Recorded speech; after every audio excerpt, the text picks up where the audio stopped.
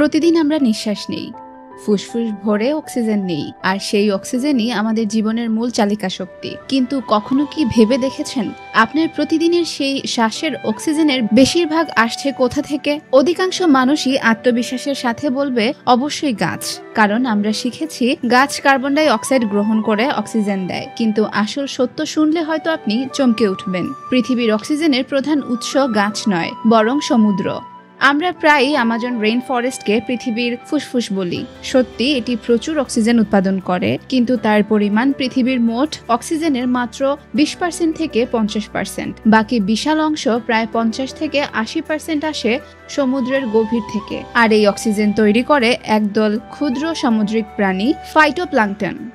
Phytoplankton হলো microscopic শৈবাল, যারা সূর্যের আলো, কার্বন ডাই অক্সাইড এবং পানি ব্যবহার করে আলোক সংশ্লেষণ করে। এই প্রক্রিয়ায় তারা অক্সিজেন তৈরি করে এবং সমুদ্র জুড়ে ছড়িয়ে দেয়। আপনি হয়তো কখনো তাদের দেখেননি, কিন্তু তারা ট্রিলিয়নেরও বেশি সংখ্যায় পৃথিবীর প্রতিটি সমুদ্রের কোণে ছড়িয়ে আছে। একটি গাছ হয়তো বছরে 100 কেজি অক্সিজেন দেয়, কিন্তু এই প্লাঙ্কটনদের সম্মিলিত উৎপাদন এক কথায় অপরাজেয়। এখন প্রশ্ন আসে, কেন সমুদ্র এগিয়ে? পৃথিবীর 70% অংশ জুড়ে আছে সমুদ্র, যেখানে অক্সিজেনের উৎপাদনের জন্য প্রচুর জায়গা রয়েছে। দ্রুত প্রজনন ক্ষমতা থাকায় ফাইটোপ্লাঙ্কটন খুব দ্রুত বৃদ্ধি পায়, ফলে তাদের অক্সিজেন উৎপাদনের হারও বেশি। তারা শুধু অক্সিজেনই দেয় না, বরং প্রচুর কার্বন ডাই অক্সাইডও শোষণ করে, যা জলবায়ু পরিবর্তন রোধে বড় ভূমিকা রাখে। এখন বলতে পারেন, তাহলে কি গাছের গুরুত্ব কম? মোটেও না।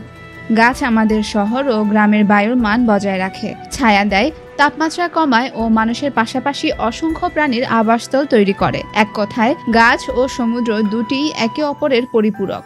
একজন ছাড়া আরেকজনের টিকে থাকা অসম্ভব। তাই পরের বার আপনি যখন গভীর নিঃশ্বাস নেবেন, মনে রাখবেন আপনার ফুসফুসে প্রবেশ করা সেই অক্সিজেনের বড় অংশ এসেছে সমুদ্রের গভীর থেকে, সেই ক্ষুদ্র অথচ অপরিহার্য ফাইটোপ্লাঙ্কটনের কাছ থেকে, যারা আপনাকে হয়তো কখনো চোখে দেখা দিবে না, কিন্তু প্রতিদিন নীরবে আপনাকে বাঁচিয়ে রাখবে।